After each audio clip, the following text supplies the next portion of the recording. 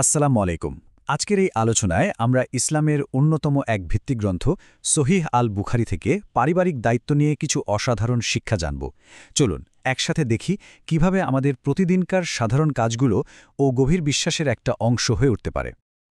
আচ্ছা, একবার ভেবে দেখুন তো, পরিবারের জন্য আমরা যে প্রতিদিন এত পরিশ্রম করি, এত ছোটাছুটি করি, সেটা যদি শুধু একটা দায়িত্বের মধ্যে সীমাবদ্ধ না থেকে একটা এবাদাত বা উপাসনায় পরিণত হয়, তাহলে কেমন হয়?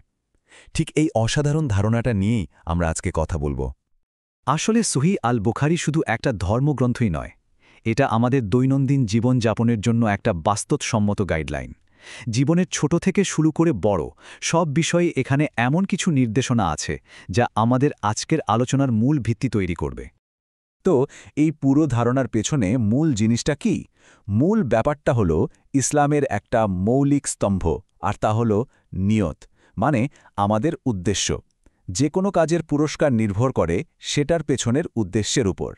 তার মানে একই কাজ কিন্তু সম্পূর্ণ ভিন্ন একটা মাত্রা পেতে পারে শুধুমাত্র আমাদের নিয়তের কারণে। চলুন এবার আমাদের আলোচনার একদম কেন্দ্রে যাওয়া যাক, মানে আমাদের পরিবার। আমরা দেখব কিভাবে পরিবারের জন্য খরচ করা একটা সাধারণ দায়িত্ব থেকে অনেক বড় একটা পুণ্যের কাজে পরিণত হতে পারে। এই আলোচনার জন্য একটা শব্দ আমাদের জেনে রাখা খুব জরুরি, আর সেটা হলো নাফাকাত। সহজ কথায় এর মানে হলো পরিবারের ভরণপোষণ।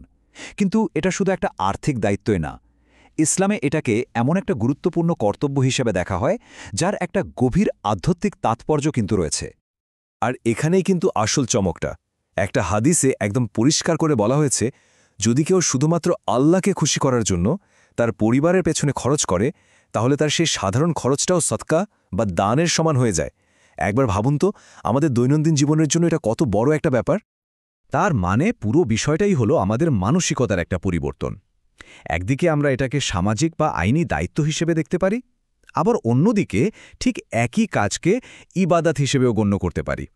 আর এই বিশাল পার্থক্যটা তৈরি করে দিচ্ছে শুধুমাত্র আমাদের নিয়ত, মানে প্রতিদিনের বাজার করা থেকে শুরু করে সন্তানের পড়াশোনার খরচ সবকিছুই হয়ে যেতে পারে এক একটা পুরস্কারযোগ্য কাজ। কিন্তু একটা প্রশ্ন আসতেই পারে, এই দায়িত্ববোধের ধারণাটা কি শুধু টাকা পয়সার মধ্যেই সীমাবদ্ধ? একদমই না। ইসলামের দায়িত্বের ধারণাটা আসলে আরও অনেক বড়, আরও ব্যাপক। এই শিক্ষা আমাদের বলে আমরা প্রত্যেকেই যার যার জায়গায় একজন অভিভাবক। ফলে ব্যাপারটা আর শুধু টাকা পয়সার লেনদেনে আটকে থাকে না, বরং এটা একটা সুন্দর সামাজিক কাঠামো তৈরি করে, যেখানে সবাই একে অপরের প্রতি যত্নশীল। পরিবারের প্রত্যেকটা সদস্য একে অপরের কাছে দায়বদ্ধ। এটা শুধু কোনো ধর্মীয় শিক্ষাই নয়, এটা একটা সার্বজনীন মানবিক নীতি। এই দায়িত্ববোধের কথাই একটা বিখ্যাত হাদিসে বলা হয়েছে। আর এখানে যে অভিভাবক শব্দটা ব্যবহার করা হয়েছে সেটা কিন্তু কোনো নির্দিষ্ট পদ বা লিঙ্গের জন্য নয়, বরং এর মানে হল সমাজের প্রত্যেকটা স্তরের মানুষই তার ওপর অর্পিত দায়িত্বের জন্য জবাবদিহি করতে বাধ্য। যেমন ধরুন, একজন শাসক তার দেশের মানুষের জন্য দায়ী, একজন স্বামী তার পরিবারের জন্য, একজন স্ত্রী তার ঘর এবং সন্তানের জন্য, এমনকি একজন কর্মচারীও তার মালিকের সম্পদের জন্য দায়ী। মূল কথা হল, এই পৃথিবীতে কেউই আসলে দায়িত্বের বাইরে নয়। তাহলে প্রশ্ন হল, এই দায়িত্বের গণ্ডিটা ঠিক কতদূর পর্যন্ত ছড়ানো? এটা কিন্তু শুধু নিজের স্ত্রী আর সন্তানের মধ্যেই সীমাবদ্ধ না, বরং এটা ছড়িয়ে যায় আমাদের আত্মীয় স্বজনের আরও বড় বৃত্ত পর্যন্ত। আমরা দায়িত্বের ব্যাপারটা কয়েকটা স্তরে ভাবতে পারি। একদম কেন্দ্রে আছে আমাদের সবচেয়ে কাছের পরিবার, তার ঠিক বাইরের বৃত্তে আছে আমাদের বাকি আত্মীয় স্বজন, আর সবশেষে এই দায়িত্বটা আরও বড় হয়ে পুরো সমাজের দিকে ছড়িয়ে পড়ে। আর এই প্রত্যেকটা স্তরই কিন্তু একে অপরের সাথে খুব গভীরভাবে যুক্ত। একটা খুব গুরুত্বপূর্ণ প্রশ্ন কিন্তু থেকেই যায়, আরও প্রতি আমাদের দায়িত্ব কি তার মৃত্যুর সাথেই শেষ হয়ে যায়? ইসলামে পারিবারিক বন্ধনকে এতটাই গুরুত্ব দেওয়া হয়েছে যে এটা সময় আর জীবনের সীমানাও ছাড়িয়ে যায়। এর একটা দারুণ উদাহরণ আছে সাদ ইবনে উবাদা রাদিয়াল্লাহুয়ের ঘটনায়।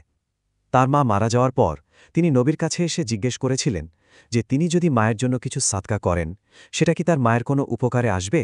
উত্তরে তাকে বলা হয়েছিল, হ্যাঁ। আর তখন তিনি তার একটা বাগান মায়ের নামে সাদকা করে দেন। আরও একটা শক্তিশালী উদাহরণ হল আবু তালহা রাদিয়াল্লাহের ঘটনা। তিনি যখন তার সবচেয়ে প্রিয় আর মূল্যবান বাগানটা আল্লাহর পথে দান করার সিদ্ধান্ত নিলেন, তখন তাকে পরামর্শ দেওয়া হল এটা তিনি যেন নিজের আত্মীয়স্বজনের মধ্যে বিলিয়ে দেন। এখান থেকে বোঝা যায় যে দয়া বা দান করার ক্ষেত্রেও নিকটাত্মীয়দের অধিকার কিন্তু সবার আগে। তো আমরা আলোচনার প্রায় শেষের দিকে চলে এসেছি। চলুন এতক্ষণ ধরে যা যা জানলাম সেগুলোর মূল বিষয়গুলো একবার গুছিয়ে নেওয়া যাক। তাহলে আমরা কি দেখলাম?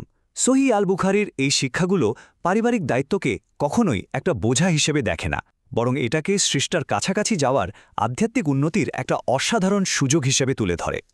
যদি পুরো আলোচনাটাকে সংক্ষেপে বলি তাহলে মূল বিষয়গুলো হল: ১. আমাদের নিয়ত যে কোনো সাধারণ কাজকে ইবাদতে পরিণত করতে পারে। ২. পরিবারের জন্য আন্তরিকভাবে খরচ করাটা দানের সমান। ৩. সমাজের আমরা প্রত্যেকেই নিজের জায়গায় দায়িত্বশীল। আর ৪. আত্মীয়তার সম্পর্ক রক্ষা করা এবং তাদের প্রতি সদয় থাকাটা অনেক বেশি গুরুত্বপূর্ণ। শেষে একটা প্রশ্ন রেখে যাই। আজকের এই আলোচনা আমাদের প্রতিদিনের কাজ, যেমন অফিসে যাওয়া, বাজার করা বা সন্তানের দেখাশোনা করা, এই সব কিছুর প্রতি আমাদের দৃষ্টিভঙ্গিকে কিভাবে আরও একটু অর্থবহ আর উদ্দেশ্যপূর্ণ করে তুলতে পারে। ব্যাপারটা কিন্তু আসলেই ভেবে দেখার মতো।